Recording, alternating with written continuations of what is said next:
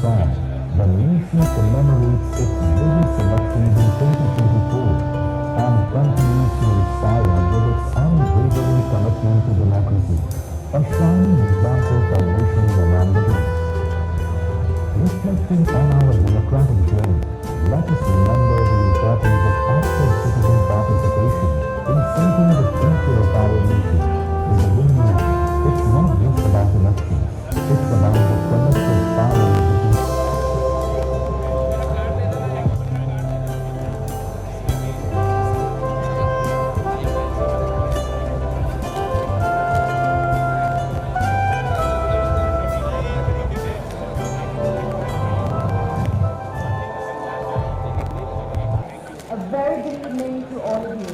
We all gathered here today to celebrate the 76th Republic Day of India.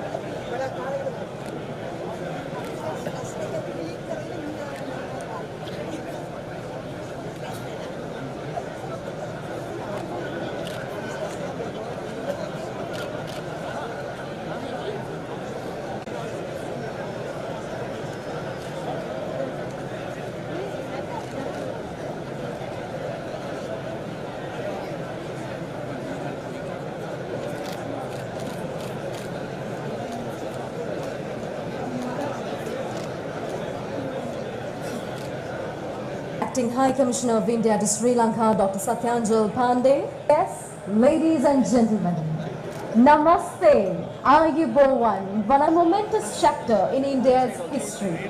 The adoption firm are resolved to realize of young India's resolve to modernize and progress while keeping central to this ethos is India's vision of security and growth in terms of Sri Lanka and Sri Lanka, Dr. Satyanjal Pandey, to deliver the welcome address for this evening.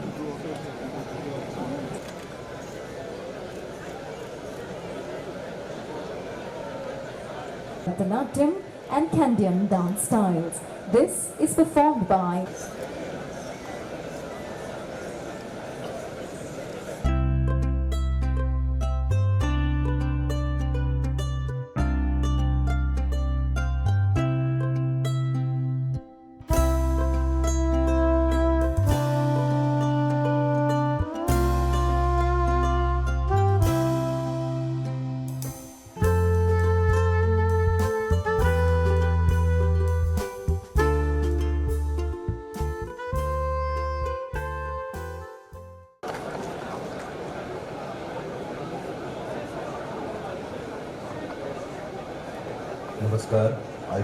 for your address. Ladies and gentlemen, at this moment it is time for us to raise a toast to the spirit of friendship, unity and progress between India and Sri Lanka. I request the dignitaries to please rise with your glasses. For the good health and personal well-being of Excellency Srimati Draupadi Murmu, President Republic of India, and for further enrichment of the enduring friendship between the Democratic Social Republic of Sri Lanka and Republic of India. Thank you.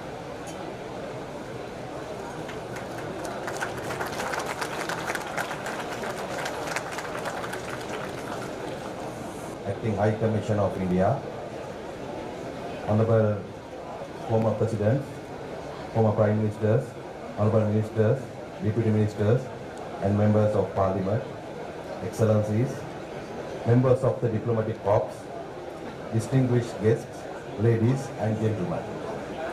I am delighted to be here this evening representing the of Sri Lanka on the occasion of the 76th Republic Day of India. On behalf of His Excellency President Anura Kumara Dissanayake, the government and the people of Sri Lanka, I wish to extend my warmest congratulations and sincere best wishes to the government and the people of the Republic of India on this auspicious occasion. The bonds between Sri Lanka and India are based on age-old civilizational links and geographical proximity. They are defined by mutual respect, cooperation, and a shared interest. From the shores of the Indian Ocean to the heart of the Indian subcontinent, we are bound by a common heritage of tradition and values inherent in our country's robust relations. India has been a trusted friend, steadfast partner, and our closest neighbor whose unstinted support has been pivotal in our country's journey towards economic recovery, growth, and stability. India's assistance to Sri Lanka in times of need and the unwavering solidarity are deeply cherished. Excellencies, ladies and gentlemen, as Sri Lanka stands on the threshold of a new era, it is important to further strengthen its economic ties, enhance people-to-people connections, and advance regional and global cooperation. The future holds immense potential. We consider India to be a trusted partner in our quest for progress and development. Sri Lanka acknowledges India's progressive economic growth in multiple sectors. Sri Lanka recognizes India's potential as a growth pole and believes that India's sustained economic growth and development in technology will certainly benefit Sri Lanka's gradual economic stability and complement its recovery measures. India remains the largest source market for tourist arrivals to Sri Lanka. This indicates that there is great potential to harness in relation to tourism by our two countries. High-level visits and interactions have further cemented our bilateral relations. In this context, I wish to recall the state visit of His Excellency the President to New Delhi last December. This, being his first overseas visit after assuming office, signified the importance Sri Lanka attaches to its bilateral relations with India. During the visit, His Excellency the President has had close and warm interactions with the leadership of India. The outcome of the visit emanated confidence that the cordial relations between the two countries will be further strengthened in multiple areas of cooperation for the betterment of the future of both our people and our countries. Excellencies, ladies and gentlemen, India and Sri Lanka are littoral states of the great Indian Ocean which has shaped human history, united people and cultures that lived oceans apart. The role of our two countries in ensuring peace, stability, security and sustainable development in the Indian Ocean region is of paramount importance. The strength of Sri Lanka-India partnership lies in collective action. It is through collaborative efforts that we can address the new and evolving challenges that transcend borders, whether they be in addressing environmental concerns, combating terrorism, or ensuring economic growth that benefits all citizens globally. Sri Lanka remains committed to fostering deeper cooperation with India to harness the opportunities of the 21st century for future generations to thrive in an interconnected and interdependent world. As we tread along that path, may the bonds between our two countries continue to strengthen, fostering collaboration and understanding for the benefit of our peoples. Excellencies, ladies and gentlemen, please join me in proposing a toast.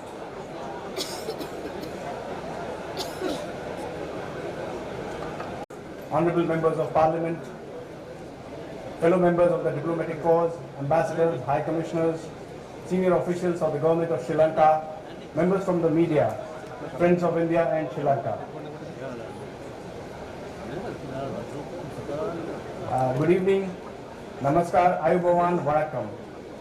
A very warm welcome to all of you. Let me thank each of you for joining the 1.4 billion Indians today in celebrating the 76th Republic Day of India. This day marks the completion of 75 years since the Constitution of India commenced. It is an occasion to celebrate the edifice of the Indian democracy. This is a landmark achievement. For when Bharat gained independence, there were numerous hesitations, several skeptics of having the longest written constitution govern a country that had been impoverished over the years by its colonial masters. However, the Indian constitution defied and nullified all such doubts, guiding us to where we stand today as the 5th largest economy in the world and our way soon to becoming the 3rd largest with a $5 trillion GDP. We the people have resolutely upheld the values of the Republic for 3/4 of the century. Democracy is not a mere political construct. It is a tradition in India. India is the mother of democracy. Evidence has it that the ethos of a limited government and countervailing institutions prevailed in ancient India in the age of the Buddha. Allow me to indulge you in some trivia. A quote by the Chinese traveler and Buddhist monk Huangzhang that stayed with me, people of distant places with diverse customs generally designate the land they most admire as India. This is from the account of Huangzhang's travel in the Indosphere in about 6th century CE. India was then an exporter of its civilization, from religion, art, philosophy, to textiles, technology, even mathematics, medicine, literature. India was the cradle of all. Today, the nation is in the early years of Amrit Kaal, the period leading to the centenary of independence. This is the time of an epochal transformation. India is happening at a pace and scale that is unprecedented. Let me give you a readout of highlights from my country from these last couple of weeks only. We saw the launch of the Genome India project, a new platform and framework for sharing 10,000 human genome data set sequence from 99 ethnic populations. Our fillip to India's bioeconomy, which was valued at $10 billion in 2014 and has now grown to over $150 billion. With more than $500 million already having digital health IDs, this will usher an era of targeted medicine in India. Bharat Global Mobility Expo, bringing the entire mobility value chain under one roof, just concluded. In the last decade alone, electric vehicle sales have increased by 640 times. In another update, for the first time, India commissioned a destroyer, a frigate, and a submarine together, all made in India. INS Surat, INS Nilgiri, and INS Bakshi. ISRO successfully demonstrated space docking or the joining of 2 fast-moving satellites in space, making India only the 4th country in the world after United States, Russia, and China to have this capability. On this success rests ISRO's vision for the future of Indian space exploration, which includes building a space station and putting a person on the moon.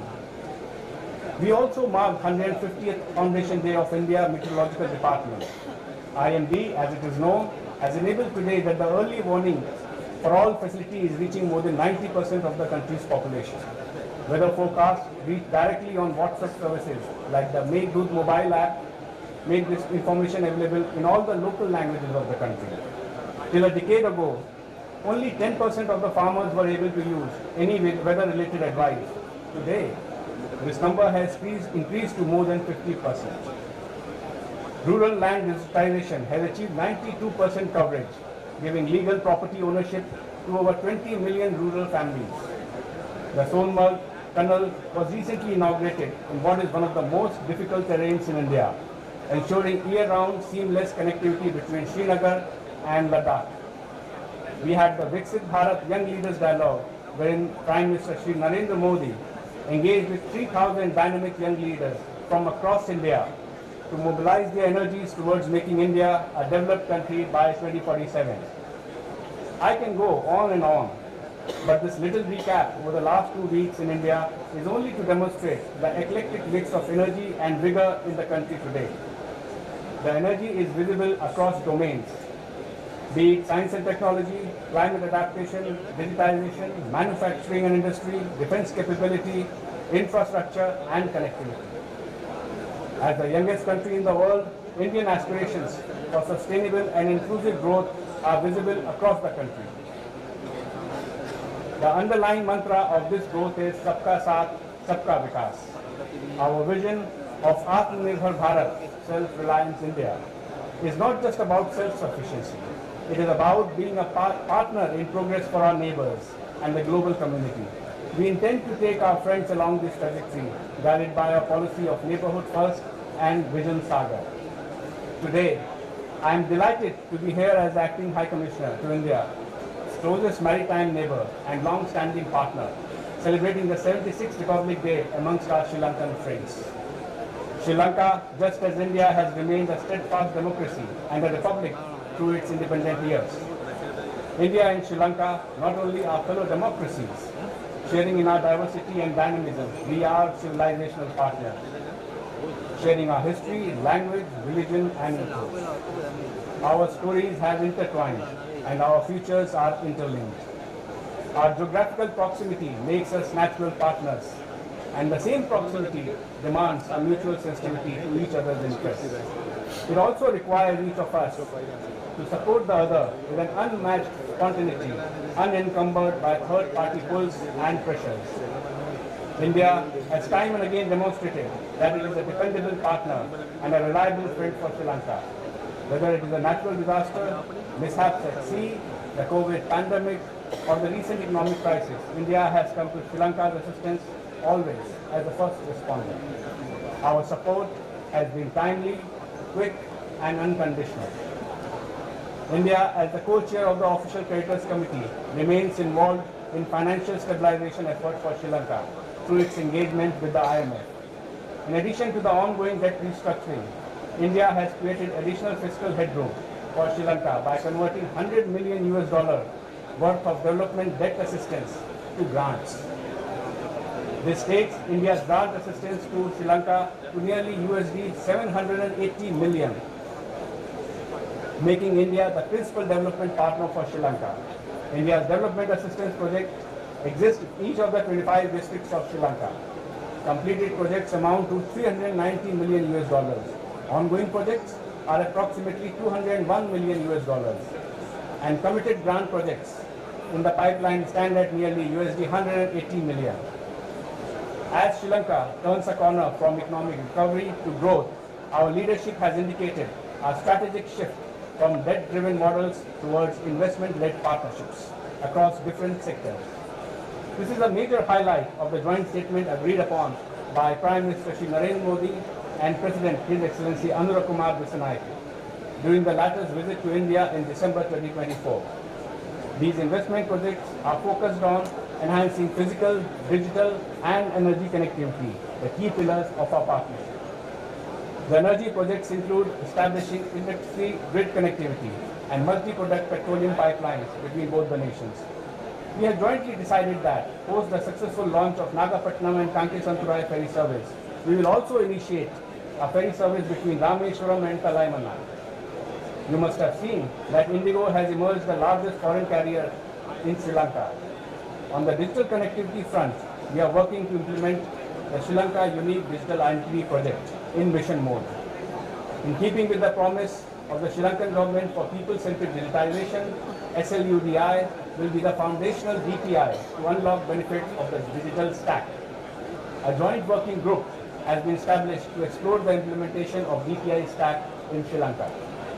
We will also be assisting Sri Lanka in training 1,500 Sri Lankan civil servants across ministries and departments with a focus on e-governance, including the government e-marketplace. India's multimodal logistics digital dashboard, PM Gati Shakti, digitized customs and other taxation procedures. India's capacity building initiatives to extend to students as well, through the offer of nearly 1,000 scholarship slots under various schemes. Friends, while capacity building remains as a major pillar of our defense partnership, we are continually expanding and strengthening this dimension, further given our mutual and inseparable security interests. Last year saw the establishment of the Maritime Rescue and Coordination Center in Sri Lanka, amongst other assistance vital for Sri Lanka to enhance its maritime domain awareness. Both sides have now decided to work on a security cooperation agreement. We have also agreed to cooperate on hydrography. The Colombo Security Conclave is an important platform for regional peace, security and development, which will continue to be buttressed. As you can see, the India-Sri Lanka partnership today is all-encompassing. India's growth and its capacities have been made available for Sri Lanka to partake in as per Sri Lanka's needs and priorities. It is often that one country tells another to exploit its market and its scale. We do that, for the intent is to transform the bilateral relationship into a new standard for friendly and neighborly ties. These ties may be non-reciprocal in benefits, but are underpinned by a significant measure of trust and goodwill that is very much reciprocal and mutual. The foundation of the comprehensive partnership between the two countries rests on the bonds of long-standing religious and spiritual links, filial friendships, language exchanges, traditional trading routes, and business exchanges between our people. When India declared the Pali language as a classical language, Sri Lanka joined us in the celebration. We have recently supported the reprinting of the Pali grammar book, Namamala, the World Hindi Day. Sri Lanka's first ever open learning certificate course in Hindi was also launched recently. Legend and devotion connect our people through the Ramayana trail in Sri Lanka and the Buddhist circuit in India. It is no surprise, therefore, that India remains the largest source of tourists to Sri Lanka. As is evident, the India-Sri Lanka partnership, just as democracy, is people-led and people-centered. People lie at the core of each project, every initiative undertaken by the two countries. To strengthen that core, to foster partnerships for a shared future. I look forward to your continuous cooperation and support. Jai Hind, Dhanyavad, Stuti, Nande. Thank you very much.